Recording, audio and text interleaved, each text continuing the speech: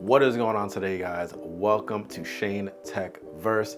This is going to be the official first review video that I have made. If you guys are looking for a nice budget, not too expensive, very sharp lens that is good for video and for photos, this is a lens for you. Samyang makes a lot of different lenses for aps-c and full frame lens compatibilities. This right here is a full frame E-mount lens from Samyang. This is the 24-70 that we're reviewing today. Honestly, it's a versatile lens, and this lens literally can do almost anything. Ever since I've purchased this lens, I have not let it off my camera, except for right now. Right now, you're watching me on a Samyang 35mm f1.4. If you guys want me to review that lens, let me know in the comment section below. Okay, so now we're gonna talk about focal length. The focal length is the 24-70. This right here, honestly, is a great focal length for portrait photography, for car photography, or for landscape photography. So now we're gonna be talking about the aperture. So this is the f2.8 lens, and this is great for low light situations. I have the Samyang 35mm f1.4 lens that you guys are actually watching me right now on. That lens is amazing. But this right here, ever since I purchased the Samyang 24-70 f2.8, this lens has never left my camera besides now. This lens is great for vlogging, great for capturing photos, and any type of work like that. I actually use this for a lot of my client work. This lens is amazing at low light for the quality and the price that you get this at.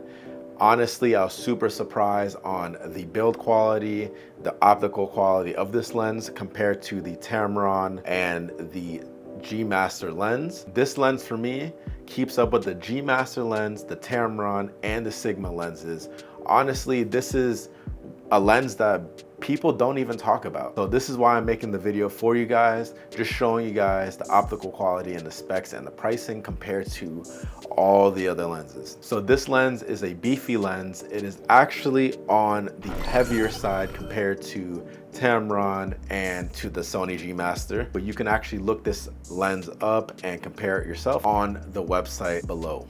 Okay, so the optical quality I think is actually very, very nice. This thing is tack sharp, especially at f2.8. And if you stop it down to f3, it's even better. A lot of my photos and videos that I've shot on this lens specifically is at f2.8. And sometimes I catch myself stopping it down just a little bit. Okay, so autofocus. This autofocus system and this lens is actually very, very nice. I never had a problem with autofocus, with it hunting or anything in low light. I haven't had it hunt in super bright light or anything like that. I've actually never had a problem with this lens so far, which is amazing. This glass that they have here is nice. This glass is sharp, and you can see they have like special coating on the lens elements themselves. They claim that this lens is parfocal.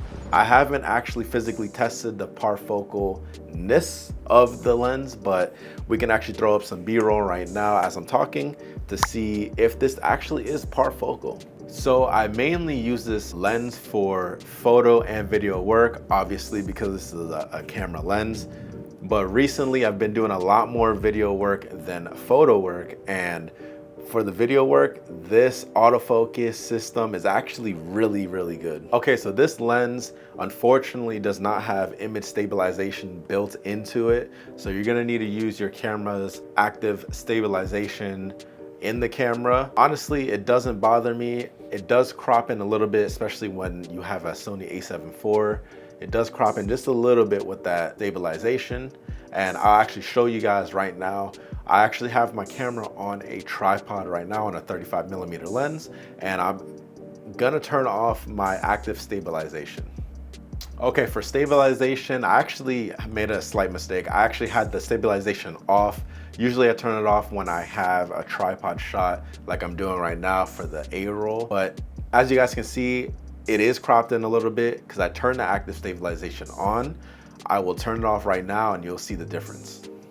All right, so I'm in the same exact spot. That's what the active stabilization looks like, but unfortunately these lenses do not have it. I am shooting on a Samyang 35mm lens. I just wanted to give you guys just a slight example of what the active stabilization looked like with this lens. Okay, so for the filter compatibility, this is an 82mm filter thread, and this is actually really great, especially if you have smaller lenses. Basically this front element here is smaller, which the 35mm that I'm shooting on right now is a lot smaller. It's actually a 60 something, don't quote me on that, but when you use a step down ring, it looks good. It fits on all the camera lenses you have. I would suggest getting an 82mm filter for all your lenses, just so you don't have to keep buying a smaller size, a bigger size, smaller size, and so on and so forth.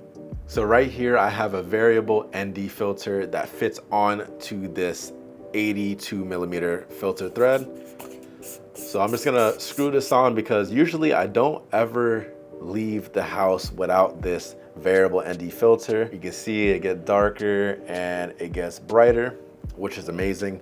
But enough of the ND filter, let's talk more about the lens. Okay, so now we are going to talk about the pricing. So the Samyang 24-70mm lens is honestly my top pick for budget lenses. Full frame lenses are gonna be expensive no matter what, but on the lower end side, this right here keeps up with the Tamron 28-75 f2.8 lens, which comes in at $899, which is basically $1,000. The G Master lens is actually $2,298, almost $3,000 for one camera lens.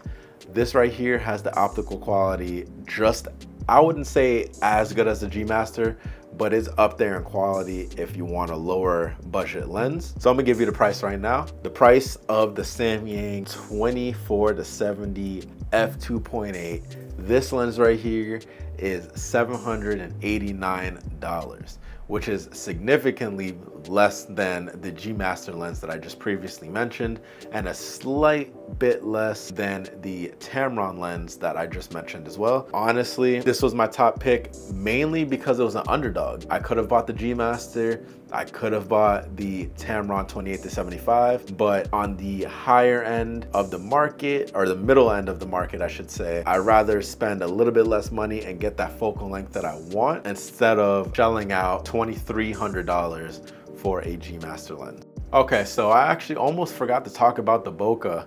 This actually produces some really nice creamy background blur. Honestly, these lenses nowadays are actually very nice.